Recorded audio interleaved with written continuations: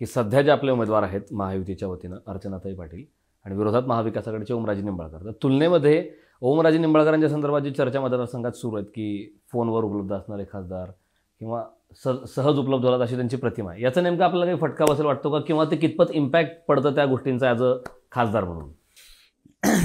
आता ही गोष्ट माझ्या दृष्टीनं हास्यास्पद आहे.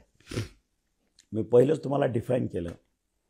ग्रामपंचायतचा सदस्य असेल, ग्रामपंचायतचा सरपंच असेल, तालुका पंचायतचा सभापती असेल, त्याचा सदस्य असेल, जिल्हा परिषदेचा अध्यक्ष, उपाध्यक्ष, सभापती आणि जिल्हा परिषदेचे सदस्य असतील, विधान भवनात विधान परिषदेचा आमदार असेल, विधानसभेचा आमदार असेल किंवा लोकसभेचा टॉप म्हणजे खासदार असेल, आपल्या डॉक्टर बाबासाहेब आंबेडकरांनी घटनेत प्रत्येकाच्या रिस्पॉन्सिबिलिटी अँड पॉवर हे डिफाईन केलेलं आहे. बरोबर आहे की ग्रामपंचायतचा सदस्य आणि ग्रामपंचायतचा सरपंच हे जे अधिकार काय आणि ह्याचं कार्य काय, हे जे कर्तव्य काय, हे केलेलं आहे. आमदाराचंही ते केलं आहे, खासदारच ते केलेलं आहे. आता खासदार म्हणतो की मी फोनवर तुम्हाला उपलब्ध होतो. आज तुम्ही बघितलं असेल, माझे JSPM संस्था आहे, शैक्षणिक संस्था आहे. जवळपास 100-125 कॉलेजेस मी त्या ठिकाणी चालवतो. माझी प्रायव्हेट युनिव्हर्सिटी आहे. त्या ठिकाणी जवळपास या प्रत्येक कॉलेजमध्ये फोन घेण्यासाठी करण्यासाठी EP बॉक्सवरती कॉल सेंटरला एक आमचा क्लार्क बसलेला असतो. विद्यार्थ्याचा फोन आला ॲडमिशनसाठी, तो कॉल घेतो, प्राध्यापकाकडे देतो, प्रिन्सिपलकडे देतो, व्हाईस चान्सलरकडे देतो, रजिस्ट्रारकडे देतो. डेली नाही म्हटलं तरी आता ह्या पिरियडमध्ये 100, 200, 500 कॉल डेली येतात एका कॉलेजचे. बरोबर आहे. म्हणजे त्या कॉल सेंटरच्या क्लार्कनं कॉल घेतले आणि त्याला ॲडमिशन मिळाले असं होत नाही. बरोबर आहे.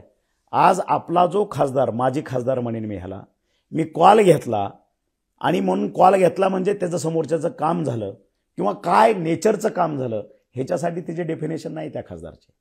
खासदाराचं काम हे आहे की केंद्रामध्ये ज्या मोठमोठ्या योजना आहेत, म्हणून मी पहिलं तुम्हाला क्लिअर केलं, हा आकांक्षित जिल्हा आहे. ह्या ठिकाणी मोठमोठ्या प्रोजेक्टची, उद्योगधंद्याची गरज आहे की जेणेकरून ह्या ठिकाणी आत्महत्या जर तुम्हाला कमी करायच्या असतील, ह्या ठिकाणी दुहेरी तिहेरी रोजगार उपलब्ध करणं गरजेचं आहे. पाणी ह्या ठिकाणी आणणं गरजेचं आहे. लोकांच्या रोजीरोटीचा हा मूल मंत्र आहे, पाणी आणि रोजगार. त्यासाठी ह्या खासदारानं 1 रुपयाचा तरी केंद्रातली योजना महाराष्ट्रामध्ये किंवा माझ्या धाराशिव जिल्ह्यामध्ये आणली का, ह्याचं पहिलं उत्तर द्यावं. अलग लक्षात. आणि म्हणून एकही योजना आतापर्यंत आणलेली नाही. फोन घेतो हे उत्तर होऊ शकत नाही. आणि जनता जी सुज्ञ आहे, धाराशिवकर सुज्ञ आहेत, फोन घेतला म्हणून मी मतदान करतो आणि गप्पा मारणारा खासदार मी पुन्हा निवडून देतो, त्यानं नाही कुठलं काम केलं तरी चालेल, ह्या मताचे नाही. कारण हा आकांक्षित जिल्हा आहे, हा दुष्काळी भागातला जिल्हा आहे, हा दुष्काळी भागातला मतदारसंघ आहे. आणि ज्या ठिकाणी दुष्काळ असतो त्या ठिकाणी मोलमजुरीचं अतिशय तोटका प्रमाणात रोजगार असतात.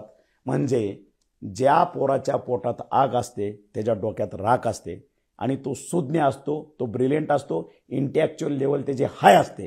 त्याच्यामुळं ह्या खासदाराचे पॉवर आणि रिस्पॉन्सिबिलिटी काय, आपण ह्याला कशासाठी निवडून दिलं होतं आणि मग हा त्याच्यात सक्सेस झाला की नाही आणि आपण यशस्वी ठरलो की नाही, आपण निवडून दिलेल्या लोकप्रतिनिधीनं आपल्यासाठी काय केलं, ह्याचा साधक बाधक विचार करून तो निर्णय घेणार आहे.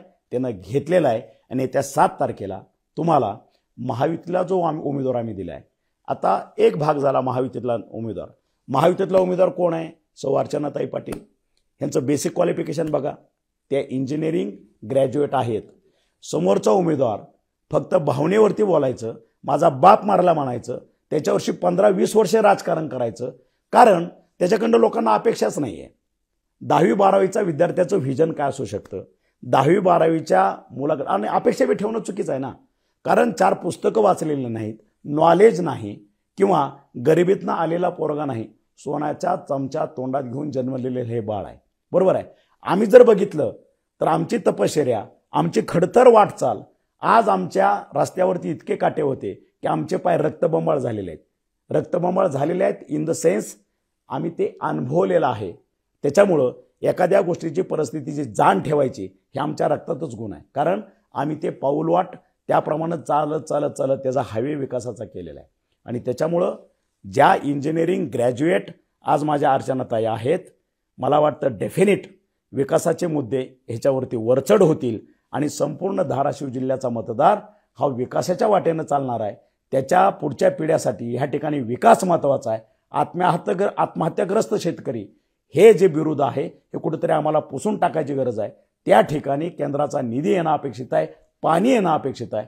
त्यासाठी हा धाराशिवकर लोकसभा मतदारसंघ माझ्या अर्चनाताई पाटलांना कमीत कमी 2 लाख मतांना विजय केल्याशिवाय स्वस्त बसणार नाही, ह्याची मला खात्री आहे, ह्याची मला गॅरंटी आहे. लोकशाही मराठी ऐका, पहा, जागरूक रहा.